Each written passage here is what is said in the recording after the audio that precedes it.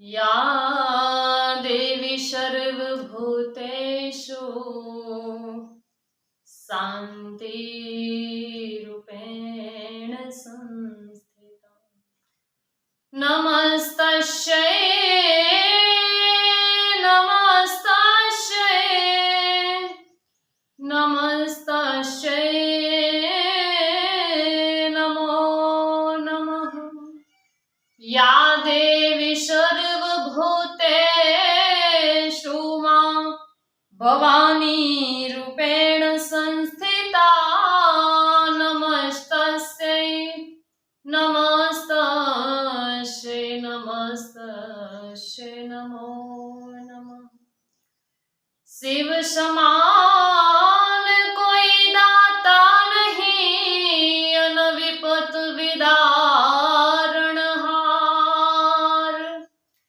शिव समान कोई दाता नहीं, अनविपत विदारणहार। अबलजिया मोर राखियो शिव नंदी के यशवार।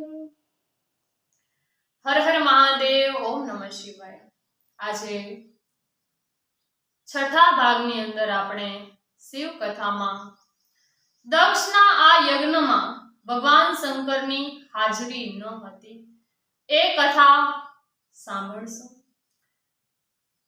આજે દક્ષના યજ્ઞમાં આટલો વિશેષ યજ્ઞ જ્યારે થઈ રહ્યું હોય અને એમાં દીકરી અને જમાઈની હાજરી ન હોય તો સૌને એમ થાય કે આ કઈ રીતે શક્ય હોય।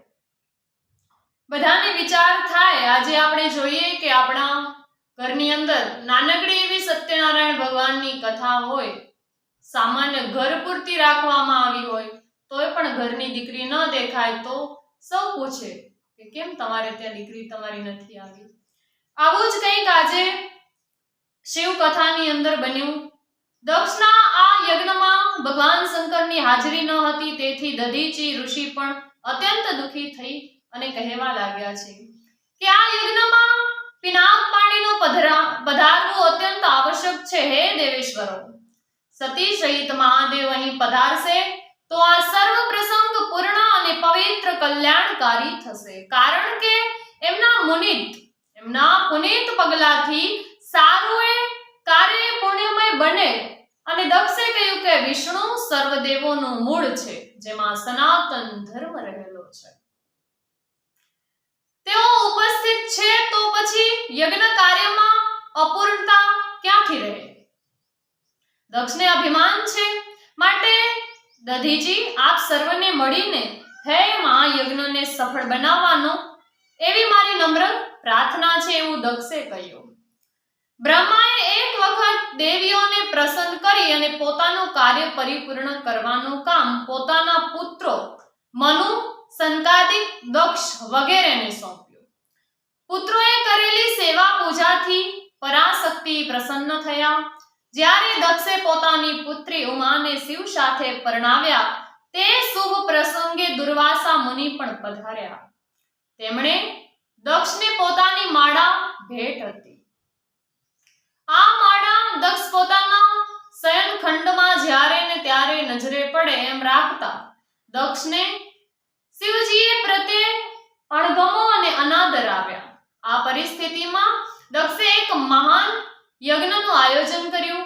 આ મહાન યજ્ઞમાં અનેક દેવતાઓ પધાર્યા, એમને આમંત્રણ આપવામાં આવ્યું અને પોતાને આંગણે યજ્ઞ ભાગ લેવા માટે આમંત્ર્યા। અને સ્વર્ગ, મૃત્યુ અને પાતાળ આ ત્રણેય લોકમાં એક પણ વ્યક્તિ એવી નહીં હોય કે જેને દક્ષની આમંત્રણ પત્રિકા મળી ન હોય। ત્યારે માત્ર સતી અને શિવ આમંત્રણથી વંચિત રહી ગયા। શાને માટે? આપણે અહીંયા કહેવાય ને કે મોટા ઘરનું તેડું આવ્યું છે। કંઈક પૈસાદાર લોકો હોય તો એમને ત્યાં પત્રિકા હોય, એ કોકને પોતાના ઘરે દીકરા દીકરીના લગ્ન પ્રસંગનું આમંત્રણ આપે તો બધા કેવા હરખ હરખથી જતા હોય કે આજે અમને એમની પત્રિકા છે, હો ભાઈ, હા, અમને પણ એ લોકો યાદ કર્યા છે. તો એવી જ રીતે દક્ષના યજ્ઞમાં સર્વદેવી દેવતાઓ, ઋષિ મુનિઓ પહોંચી આવ્યા છે. ફક્ત ને ફક્ત મહાદેવ અને માં સતીની હાજરી નથી. એનું કારણ છે કે દક્ષે પુત્રી અને પોતાના જમાઈને આમંત્રણ આપ્યું નથી. શિવજી દક્ષ પ્રજાપતિના જમાઈ થાય, ઉમા સતી એટલે દક્ષના પુત્રી, પરંતુ સસરા અને જમાઈને બોલ્યા વ્યવહાર પણ નહીં. ત્યારે એટલે વગર નોતરે ને વગર આમંત્રણે જવું એ પણ ઠીક નથી. કારણ કે વગર આમંત્રણે ક્યાંય જવું નહીં એવા આપણા શાસ્ત્રોએ ના પાડી છે. હા, આપણા ગુરુ, આપણા સ્નેહીજન મિત્ર અને સંતોને ત્યાં આપણા 3 જગ્યાએ આપણને આપણા શાસ્ત્રો અનુમતિ આપે છે કે વગર આમંત્રણે જઈ શકો. એક ગુરુ છે, એક મિત્ર છે અને એક સંતો છે, જેમને ત્યાં આમંત્રણ પત્રિકાની કોઈ જરૂર રહેતી નથી. ત્યાં આપણે વિના આમંત્રણે જઈ શકાય છે. ત્યારે યજ્ઞમાં મહર્ષિ નારદ પધાર્યા છે. 33 કોટી દેવના સ્થાપન યજ્ઞ મંડપમાં જોયા છે, પણ શિવજીનું ક્યાંય સ્થાન ન દેખાણું. તપાસ કરી પણ શિવજી દેખાયા નહીં. એટલે નારદ તો આવ્યા કૈલાસમાં શિવજી પાસે અને બોલ્યા કે નારાયણ નારાયણ, હે પ્રભુ, આપના સસરા દક્ષ પ્રજાપતિ મહાન યજ્ઞ આરંભે છે અને એમાં સગડા દેવ દેવીઓને પધારવાનું આમંત્રણ આપ્યું છે. હું પણ ત્યાં ગયેલો અને જોયું તો ત્યાં નહીં આપ કે નહીં સતી ઉમા સસરાને ત્યાં આવો અત્યુત્તમ યજ્ઞ અને જમાઈરાજની ઉપસ્થિતિ નહીં. હા, નારદ મુનિને વધારે ચિંતા હોય બધાની કે કઈ રીતે મહાદેવની હાજરી નથી, શું કારણ હશે. એમને કારણ જાણવાની બહુ ઉત્સુકતા. અંતે નારદજીને એટલે નારાયણ નારાયણ કરીને પહોંચી આવે. પિતાને ત્યાં આવો શુભ પ્રસંગ અને પુત્રી હાજર નહીં, માટે આપની ગેરહાજરીનું કારણ પૂછવા આવ્યો છું.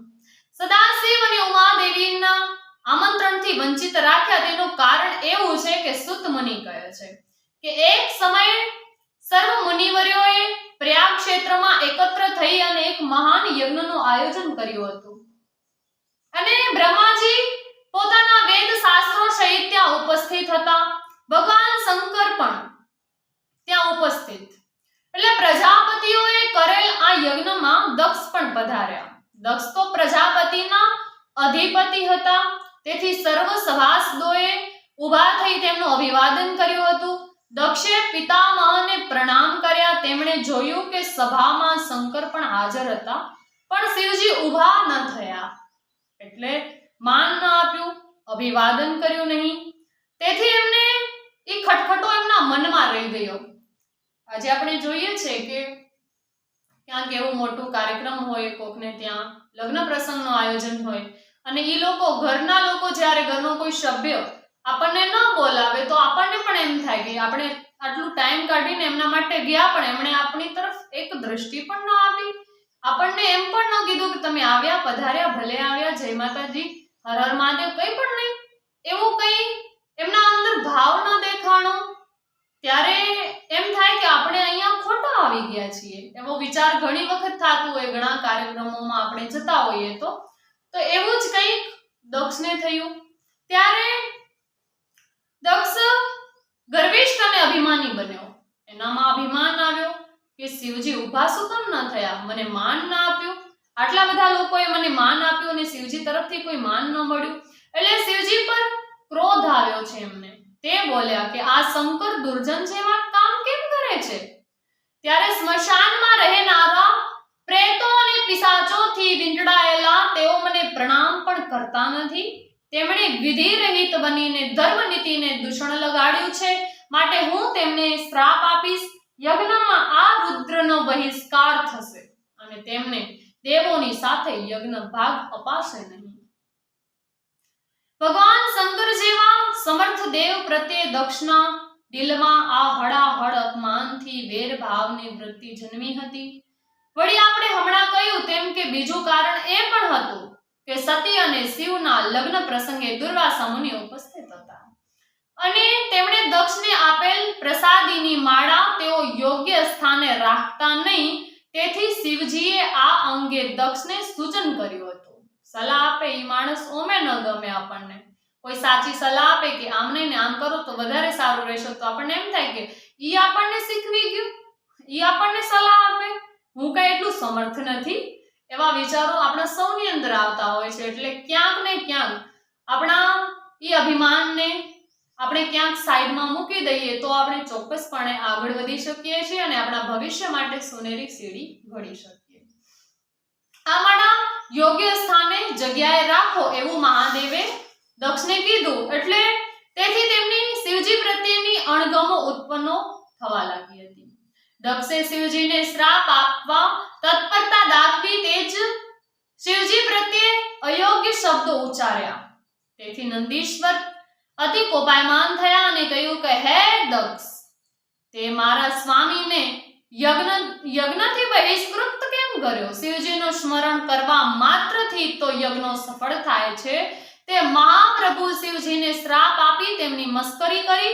મંદ બુદ્ધિવાળા બ્રાહ્મણોએ તને પ્રોત્સાહન આપ્યું છે, માટે રુદ્રના પ્રભાવથી હું તને શ્રાપ આપું છું કે તમે બધા વેદના તત્વ જ્ઞાનથી રહિત થાઓ. તમે બ્રાહ્મણો ભિક્ષાવૃત્તિને પામો, તમારામાંથી કેટલાક બ્રહ્મ રાક્ષસ થાઓ. આ દક્ષ કર્મ ભ્રષ્ટ અને અનંતી કામ તેજ પશુ જેવો છે, તેથી તે બોકડા જેવા મુખ વાળો થાવ. આવા શ્રાપો નંદીએ આપ્યા છે. ત્યારે નંદીશ્વરના આ અવિશ્રાપથી બ્રાહ્મણ સમાજમાં હાહાકાર વર્તાઈ રહ્યો અને આ ઘટના ઘટી. તેથી શંકરે નંદીશ્વરને સમજાવીને શાંત કર્યા અને પોતાના સ્થાને ગયા છે. મૂઢ બુદ્ધિવાળો દક્ષ અત્યંત ક્રોધાયમાન બન્યો.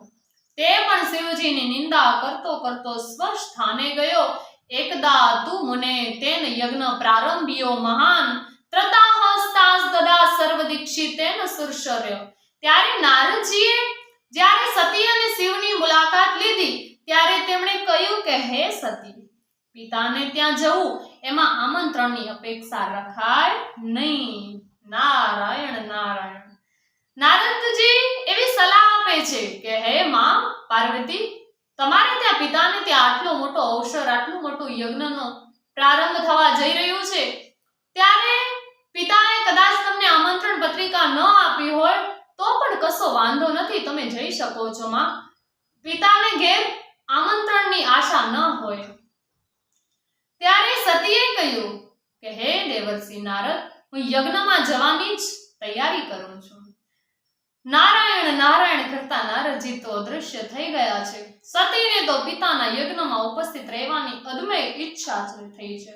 એ જ સમયે કૈલાસ ઉપરથી દેવોના અનેક વિમાનો પસાર થતા દેખાયા. સતીનું ધ્યાન ત્યાં ગયું છે અને વાર્તાલાપમાં વિક્ષેપ કરી અને સતીએ શિવજીને પૂછ્યું કે હે નાથ, આજે આ બધા ક્યાં જઈ રહ્યા છે? શિવજીએ પહેલા તો કહ્યું કે એ જાણવામાં કલ્યાણ નથી, પરંતુ સતીની હઠ જોતા તેમણે કહ્યું કે સતી, એકવાર તમારા પિતા જ્યારે દેવસભામાં ગયેલા ત્યારે તેમની લોકપાલ તરીકે પદવીને કારણે અન્ય સભાસદો ઊભા થયા હતા, પણ બ્રહ્મા, વિષ્ણુ અને મહેશ અજાણપણે ઊભા થયેલ નહીં. આથી દક્ષનો અહમ ગવાયેલો છે. એમાં વળી બ્રહ્માજીએ હમણાં જ દક્ષ પ્રજાપતિ તરીકેનો જે મોટો હોદ્દો આપેલો, આથી એમનું અભિમાન ઘણું વધી ગયું છે. શિવજી અને વિષ્ણુ ઉપર જૂનું વેર લેવાના ઈરાદાથી એમણે એક મહાયજ્ઞનું આયોજન કર્યું અને મારા સિવાય બધા જ દેવોને આ યજ્ઞ માટે નિમંત્ર્યા છે. દેવોને ખબર છે કે શિવજીને આમંત્રણ પાઠવ્યું નથી, તેથી તેઓ જાણી જોઈને શોરબકોર કરતા કૈલાસ પર્વત ઉપર જઈ અને વિમાન દ્વારા પસાર થઈ રહ્યા છે. સતીને પોતાનું મન મોકળું થાય તે માટે પિતાએ યોજેલ યજ્ઞમાં જવાની ઈચ્છા થઈ. પિતૃગૃહે આ શુભ પ્રસંગે જવું જ જોઈએ. શિવજીએ સમજાવ્યું કે આમ તો પિતા, ગુરુ, મિત્ર, સંતના ઘેર વગર આમંત્રણે જવામાં વાંધો નથી, પરંતુ જો કોઈનો વિરોધ હોય તો પિતૃગૃહે પણ જવામાં કલ્યાણ નથી. અને સતીએ કહ્યું કે હે પ્રભુ, ગૃહસ્થીઓનો ધર્મ છે કે સંબંધીઓ સાથે હળતા મળતા રહેવું, માટે તમે મારી સાથે મારા પિતાને ત્યાં યજ્ઞમાં પધારો ને. બ્રહ્માજી નારદજીને આ શિવ કથા સંભળાવી રહ્યા છે અને મુનિઓની સભામાં સુત મુનિ આ પ્રેરક કથા કહી રહ્યા છે. ભગવાન શંકરે કહ્યું કે હે દેવી, દક્ષ તમારો પિતા છે, તેમણે પોતાની માનહાનિ માની લીધી છે, તેઓ મારો દ્રોહ કરે છે. હે દેવી, જેઓ વગર આમંત્રણે જાય છે તેઓ અપમાન પામે છે, માટે આપણે બંને આ યજ્ઞમાં હાજરી ન આપવી જોઈએ. સતી બોલ્યા કે હે શંભો, આપને લીધે તો યજ્ઞ સફળ થાય, તો પછી મારા પિતાએ આપને કેમ નિમંત્રણ ન આપ્યું? તેમને આવી બુદ્ધિ કેમ થઈ તે જાણવા હું ઉત્સુક છું. હે નાથ, મને ત્યાં જવાની રજા આપો, મને અનુમતિ આપો. હું જાણી અને પછી જ શ્વાસ લઈશ, કેમ કે દીકરીને અંદરથી કેવો ખટકો થાય કે પોતાના પિતાને ત્યાં એવો પ્રસંગ હોય અને જમાઈને આમંત્રણ ન મળે, જમાઈનું અપમાન કરવામાં આવે, તો એ દીકરી જાણવા માટે ઉત્સુક છે કે મારા પિતાને હું સવાલ કરું કે આવું કેમ. ત્યારે શિવે કહ્યું કે દેવી, યજ્ઞમાં જવાની જો તમારી ઈચ્છા હોય તો તમે અવશ્ય જાઓ. તમે આ નંદી પર વિરાજમાન થઈ અને ગણો સહિત ઠાઠમાઠથી સીધાવો. રાજહટ, બાળહટ, યોગી હટ અને સ્ત્રી હટ. પછી પૂછવું જ શું? સતી માન્યા નહીં એટલે જવા દીધા છે. તેમની સાથે પોતાના 2 સ્ત્રી હટ. પછી પૂછવું જ શું? ત્યારે સતી માન્યા નહીં એટલે એમણે જવા દીધા અને ગણને પણ 2 ગણોને સાથે મોકલ્યા છે અને 60,000 ભૂત ગણો સાથે સતીની સવારી યજ્ઞ સ્થળે આવી પહોંચી. પિતાને ઘેર પહોંચીને સતીએ અનુભવ્યું કે પોતાના પિતાના ભયથી ત્યાં કોઈ એમને આવકારતું નથી. તેમ છતાં સતી એકલા જ યજ્ઞભૂમિના દર્શન તરફ ગયા છે અને અહીં સમસ્ત યજ્ઞ કુંડોનો ક્યાંય શિવજીનું સ્થાન જોવા મળ્યું નહીં. આથી સતીને ખાતરી થઈ કે પિતાએ જાણી જોઈને જ પોતાના પતિનો યજ્ઞ ભાગ રાખ્યો નથી. શિવજીને આમંત્રણ આપ્યા વિના, તેમનું આહવાન કર્યા વિના યજ્ઞ કેમ સંપન્ન થાય એ સતીને ન સમજાયું. પણ પોતાને પ્રભુએ આપેલી શિખામણ યાદ આવી કે દેહના સંબંધે જે પિતા છે એમણે જ પોતાના પ્રભુનું આવું અપમાન કર્યું છે. અરે, પોતાને જોઈને માતા અને બહેનોએ પણ મોં ફેરી લીધું, સત્કાર કર્યો નહીં. ત્યારે સર્વત્ર ઉપેક્ષા નિહાળી અને સતી વિસ્મય પામ્યા. સતીથી આ અપમાન સહન ન થયું. સતીએ પિતાને પૂછ્યું કે જેમને લીધે સમગ્ર જગત પવિત્ર બને તેવા પરમ પાવન શંકરને તમે યજ્ઞમાં કેમ આમંત્ર્યા નથી? જે યજ્ઞના અંગરૂપ યજ્ઞના કર્તા છે તેમની હાજરી વિના આ યજ્ઞનો આરંભ થાય જ કઈ રીતે? હે પિતા, શું તમે શંકરને સામાન્ય દેવ જાણી તેમનો અનાદર અને ઉપેક્ષા કરી છે? અરે, આ બ્રહ્મા, વિષ્ણુ અને દેવો પણ મહેશ્વર વિના તમારા યજ્ઞમાં કેમ આવ્યા છે? સતીએ બ્રહ્મા અને વિષ્ણુને પણ ઠપકાર્યો. ઠપકો ભર્યા વચનો કહી સંભળાવ્યા કે તમે સર્વ મૂઢ છો, કંઈ પણ બોલતા નથી, કારણ કે ભગવાન શંકર વિદ્યમાન ન હોય એવા યજ્ઞમાં ઉપસ્થિત રહેવાની તમે ભયંકર ભૂલ કરી છે. સતીએ ક્રોધાવેશમાં નિહાળીને સૌએ મૌન સેવ્યું, પણ દક્ષે અપમાનજનક ઉત્તર આપતા કહ્યું કે હે પુત્રી ઉમા, તું અહીં ઉપસ્થિત રહે કે વિદાય થા, અહીં તારું કંઈ પણ કામ નથી. તું વિના આમંત્રણે આવી જ કેમ? તારો પતિ અમંગળ, કુળહીન, વેદવાય અને વિભત્વ વેશ ધારણ કરનાર છે, માટે અમે તેને આમંત્રણ આપ્યું નથી. પિતાના આવા કઠોર વચનો સાંભળી સતીએ નિશ્વાસ નાખ્યો અને મનોમન શંકરને યાદ કર્યા.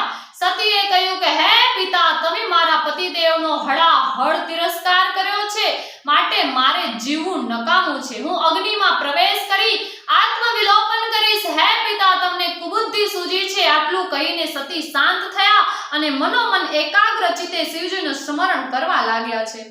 ત્યારે હે નિર્જન વનને પ્રિય માનનારા, સૌની પાસે તેમજ સૌથી દૂર રહેલા આપને નમસ્કાર કરું છું. હે કામને હરનારા, સૌથી નાના અને સૌથી મોટા સ્વરૂપ વાળા આપને હું નમસ્કાર કરું છું.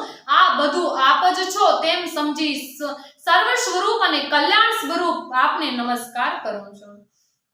હે કરુણા સાગર, હાથ વડે, પગ વડે, વાણી દ્વારા, શરીર દ્વારા, કર્મથી, આંખથી, કાનથી કે મન વડે શાસ્ત્રમાં કહેલા અથવા નહીં કહેલા એવા જે અપરાધો મેં કર્યા હોય તે સર્વની ક્ષમા કરજો.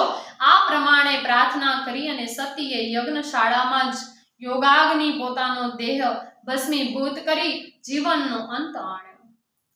નારદજીએ આ દુઃખદ સમાચાર શિવજીને ત્યાં પહોંચાડ્યા છે. સારક દેવ શિવજી દક્ષનો આવો વર્તાવ જોઈ અને દેવી એ પ્રાણ ત્યાગ કર્યો તે વાત જાણીને ક્રોધાયમાન થયા. પિનાક પાણીએ પોતાની જટા ખંખેરી તેમાંથી વીરભદ્ર નામના ગણને ઉત્પન્ન કર્યો. આ વીરભદ્ર વાયુ વેગે યજ્ઞ સ્થળે પર પહોંચ્યો. ભારે ઉલ્કાપાત મચાવી રંગમાં ભંગ પાડ્યો. ભૂદેવો અને દેવો નાસભાગ કરવા લાગ્યા. સતીના ગણો પણ ક્રોધથી હથિયાર ઉમાંગી અને ઊભા થયા. આ રીતે યજ્ઞમાં વિઘ્ન થયું હતું અને આ સમયે આકાશવાણી થઈ, હે દક્ષ, હે દંભી, તે અનર્થકારક કામ કર્યું છે. તે સતીનો